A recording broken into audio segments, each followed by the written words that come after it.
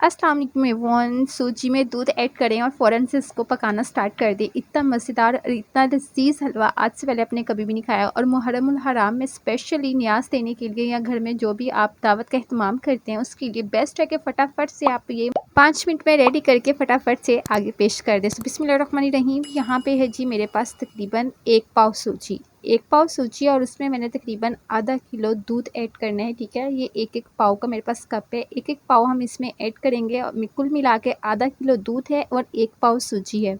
और इसको हम फटाफट से मिक्सअप कर देंगे क्योंकि मिक्सअप करना बहुत ज़रूरी है। और इसको तकरीबन हमने 30 मिनट के लिए रेस्ट पे रख देना है ताकि जो सूजी है उसने जितना दूध ऑब्ज़र्व कर ले, क्योंकि जितना ये दूध ज़्यादा पिएगी सूजी उतना ही ज़्यादा ये टेस्टी हलवा बनेगा।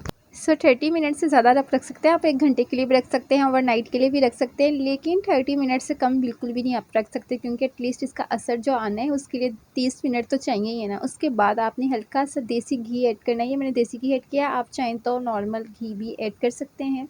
और यहाँ सबसे पहले तो मैंने बादाम इसमें ऐड किए हैं, फिर मैंने अखरोट इसमें ऐड किए हैं और साथ ही मैंने इसमें ऐड कर दिया है पिस्ता ऐड किया है और उसके बाद मैंने इसमें किशमिश ऐड की है। आपके पास जो भी ड्राई फ्रूट्स हैं, ज़रूरी नहीं कि यही हों, जो भी आपके पास ड्राई फ्रूट हैं आप इसमें ऐड कर दें, लेकिन ड्राई फ्रूट्स मस्ट ऐड करिएगा, कुछ ना कुछ ज़रूर ऐड करिए क्योंकि इसी में इन चीज़ों का बहुत ज़्यादा टेस्ट आता है। अब यहाँ पे इसको फ्राई करना है, लेकिन इसकी जो एक निशानी है ना कि कितना हमने इसको फ्राई करना है ये अभी आपको नज़र आ जाएगी। यहाँ पे तकरीबन जैसे आपको लगे इसमें से पहली तो जो इसकी फ्राई होने की रोस्ट होने की निशानी है ना, सबसे पहले तो इसमें से हल्की हल्की ना खुशबू आना स्टार्ट हो जाती है।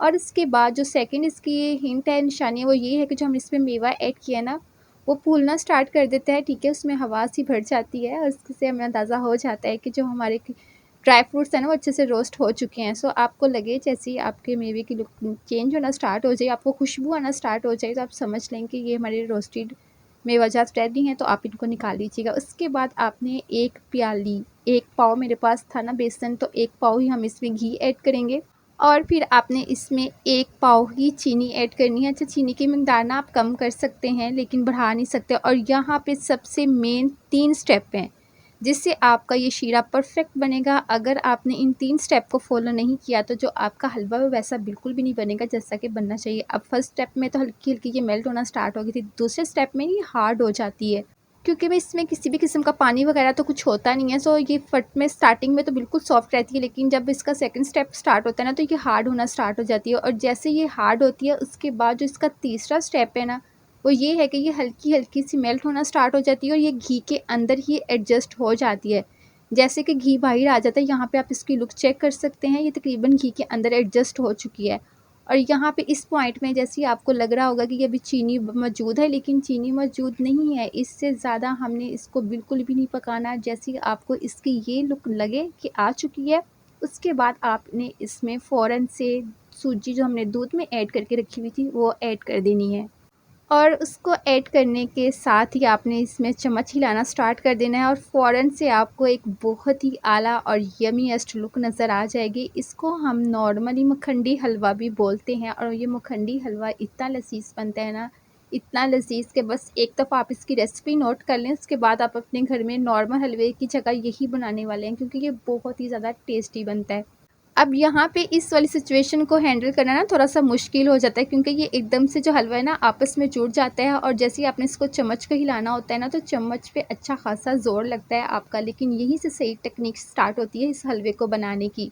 क्योंकि इसके लिए भी आगे 2 से 3 स्टेप है जिन स्टेप से ये अच्छे से बनता है। और यहाँ पे होता है जी हलवाई स्टाइल स्टार्ट, क्योंकि जैसे ही इसको हम हलवाई की तरह पकाएंगे, इसकी बुनाई करेंगे ना तो उसी से सही वाला हलवा बन के रेडी होता है। और यहाँ पे आप इसकी लुक चेक करें, जिस तरह मखंडी हलवा आपस में जुड़ जाता है सेम वैसी ही इसकी लुक है, लेकिन ये अभी कच्चा है। ये हलवा अभी बिल्कुल भी नहीं पका, लेकिन इसके पकने की ये फर्स्ट स्टेप ये है कि जैसे आप चम्मच हिलाएंगे ना तो ये मिड में से हिलाएंगे तो पूरा हलवा ही हिलेगा। ये इसकी निशानी है कि ये तकरीबन इसकी बुनाई स्टार्ट हो चुकी है। अब दूसरे नंबर पे आपने इसमें जितने भी ड्राई फ्रूट्स थे ना वो हल्के आधे आपने अभी ऐड कर देने और आधे जो है हम लास्ट में ऐड करेंगे। और इसके बाद अब आपने इन मेवाजात को ऐड करने के बाद इसकी अच्छे से बुनाई करनी है। और बुनाई भी आपने इस तरह करनी है कि जैसे आपको लगे कि आप रेस्टोरेंट स्टाइल की जैसे हलवाई बुनाई करते हैं ना वैसे करनी है आपको। अब इसकी आवाज़ क्योंकि मैंने स्टार्टिंग में आपको पहले ही सुनवा दी है, इसलिए आपने सेम टू सेम वैसे इसकी बुनाई करनी है। और यहाँ पे फ्लेम हाई है, जब हमने इसकी पहले बुनाई की है स्टार्टिंग में तब फ्लेम मीडियम था, लेकिन अब इसको प्यारा सा ब्यूटीफुल सा कलर देने के लिए फ्लेम हाई रखना है और फ़ौरन हलवाई स्टाइल से चम्मच घुमाते जाना है ताकि इसका ओरिजिनल कलर निकल के बाहर आ जाए।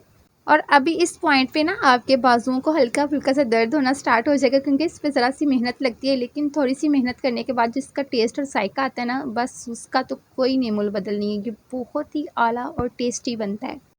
जी, तो यहाँ पे आपको एक अदर डिश की ज़रूरत पड़ेगी, क्योंकि अब हम इसको डिश आउट भी करके दिखाएंगे। और अब आपने इसमें मखंडी हलवा ऐड करना स्टार्ट कर देना। यहाँ पे आप इसकी लुक चेक कर सकते हैं, बहुत ही ज़बरदस्त हलवाई स्टाइल का मखंडी हलवा रेडी है। और आप इस मुहर्रम में इसको ज़रूर बनाएं, क्योंकि फटाफट से ये बन जाता है, बस हल्की सी मेहनत है और इसी मेहनत के दौरान में आपका हलवा रेडी हो जाता है।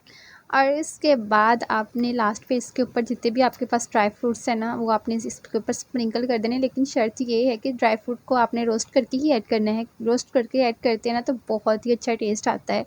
इस तरह की और भी बहुत सी मज़ेदार रेसिपीज़ के लिए काइंडली मेरे चैनल को विजिट करें। बहुत सी दिलचस्प रेसिपीज़ हैं जो कि आपको बिल्कुल हट के नज़र आएंगी। अपने प्यारों के साथ इस तरह की रेसिपीज़ ज़रूर शेयर किया करें, क्योंकि इस तरह की रेसिपीज़ बहुत यूनिक होती हैं, ताकि सारे इससे इस्तेफ़ादा हासिल करें। सो अब मुझे उम्मीद है जी मेरी आज की रेसिपी आपको बहुत पसंद है। ये पसंद आए तो चैनल को लाइक करें, शेयर करें और सब्सक्राइब करें। सो अब मिलेंगे आपके साथ नेक्स्ट रेसिपी में। अपनी दुआ में कुकिंग विद उस्मा सलीम को याद रखिएगा। अल्लाह हाफ़िज़।